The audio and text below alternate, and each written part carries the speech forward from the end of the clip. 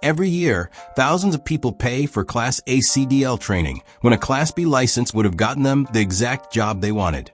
For less money, in less time. And a smaller number do the opposite. They train for Class B, then find out the job they actually wanted requires Class A. Same mistake, different direction. In the last video, I covered CDL cost, timeline, and pay. This video is the one you actually need to watch first, because the class you train for determines everything else. By the end, you'll know exactly which class fits the job you want. Here's what most people searching CDL don't realize going in. You probably picture the big rig on the interstate and assume that's the CDL. It's not. That's one class out of 3.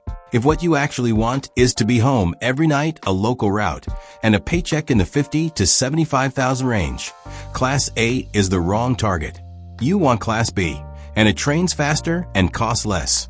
Class A gets recommended by default in most CDL content because it pays the most and qualifies you for the most jobs.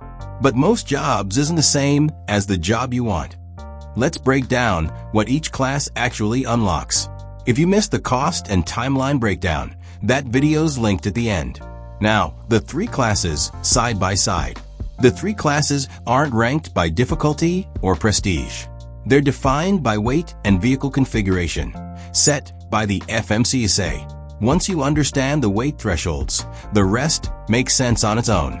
Class A is about combination vehicles, a tractor pulling a trailer, where the whole rig is over 26,001 pounds and the trailer itself is over 10,000.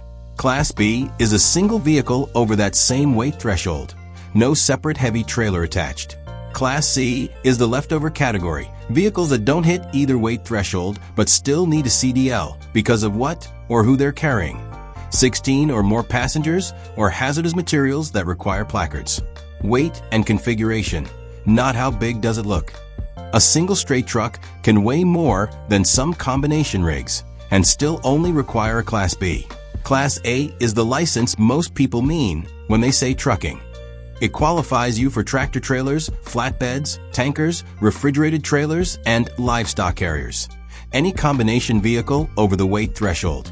It's also the only class that lets you downgrade into B and C vehicles, so it's the most flexible license on paper.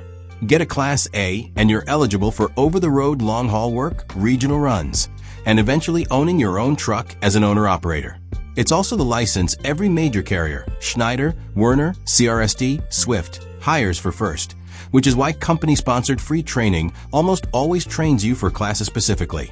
The trade-off is time away from home. OTR Class A work often means 1 to 3 weeks on the road before a home stretch. Regional Class A can mean home on weekends. If lifestyle matters more to you than the top of the pay range, that's the signal to look at Class B instead. Class B is the local work license. It covers straight trucks, box trucks, dump trucks, garbage trucks, delivery trucks, city buses, and school buses. No separate heavy trailer. Because the vehicle stays in one piece, these jobs are almost always local or regional, and most Class B drivers are home every night. Training is typically shorter than Class A, fewer weeks in a lower stakes vehicle, and cheaper. Pay is realistically $50,000 to $75,000 depending on the specific job, with utility and municipal driving jobs, garbage trucks, water trucks, often landing at the higher end because of the physical demands and odd hours. Class B is also the more common path into a specific trade. For example, if the actual goal is driving a fire truck, transit bus, or school bus, Class B is usually the correct and sufficient license. Going and getting Class A for those jobs is wasted time and money. Class C is the smallest and most specific category. It's not about a lighter version of trucking. It's a completely separate use case. Vehicles that don't meet the A or B weight thresholds but still carry 16 or more passengers, or hazardous materials requiring placards. Airport shuttle drivers, small tour bus operators, and drivers of smaller placarded hazmat vehicles typically fall under Class C.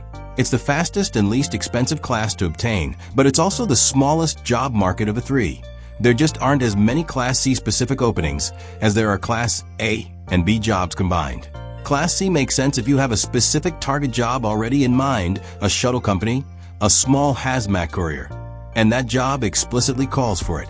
It rarely makes sense as a general purpose get into trucking starting point. Put side by side, the trade-offs are clear. Class A trains slower and costs more, but has the highest pay ceiling and the largest number of open jobs nationally. Class B trains faster, costs less, and is far more likely to have you sleeping in your own bed every night. Class C is the quickest and cheapest, but only makes sense with a specific job already picked out. None of these is objectively the best. The mistake is picking based on which one sounds biggest. The next part is how to actually decide. For questions, settle this for almost everyone. If you need to be home nightly, Class B most of the time. If you have a specific target already, like a shuttle company or a school district, work backward from that employer's posted requirement instead of guessing. If your priority is the highest pay ceiling and you're fine with time on the road, Class A. And if long-term you want the option to add hazmat or tanker endorsements for the pay bump we covered earlier, Class A keeps that door open. Those endorsements attach to a Class A license far more often than to B or C. Let's make this concrete with 3 quick examples. Someone who wants to drive a school bus needs Class B, full stop. Training for Class A first adds weeks and cost, and buys nothing extra for that job. Someone chasing the highest possible income who's genuinely fine being gone for a week or 2 at a time should train Class A from day one and start looking at owner-operator timelines early. And someone who wants local dump truck or moving company work home every night is almost always looking at Class B, though it's worth double-checking the specific vehicle's weight rating, because a few local outfits run trucks that cross into Class A territory. Knowing which class fits is half the job. The other half is not making the mistakes that waste your training money. That's next. 3 mistakes account for almost every wasted CDL training dollar. The most common mistake is defaulting to Class A because it's the one most CDL content talks about, without checking whether the job you actually want requires it. The second is the reverse, training Class B to save time and money, then discovering the owner-operator income you saw in a video requires Class A. And the third is one people miss entirely, training for Class C because it's fast and cheap, without checking that there's actually local demand for shuttle or small hazmat drivers in your area. Class C has the smallest job market of the 3, so fast and cheap only pays off if the jobs exist where you live. Before you enroll anywhere, look up 2 or 3 real job postings for the work you want and check what class they actually require, and confirm those jobs actually exist near you or wherever you're willing to relocate for. That's 5 minutes that can save you weeks of retraining. Quick recap. Class A, combination vehicles over the weight threshold, highest pay ceiling, most jobs, least home time. Class B, single vehicles over the threshold, local work, home nightly, faster and cheaper training. Class C, passenger or small hazmat vehicles under the threshold, narrowest job market, fastest and cheapest to get. The right class isn't the one with the biggest number attached to it. It's the one that matches the actual job you want. Check real postings for that job before you pay for training. If you haven't watched the full cost, timeline, and earnings breakdown yet, that's linked on screen now. It covers company-sponsored free training in detail. Subscribe for the rest of the trade licensing series.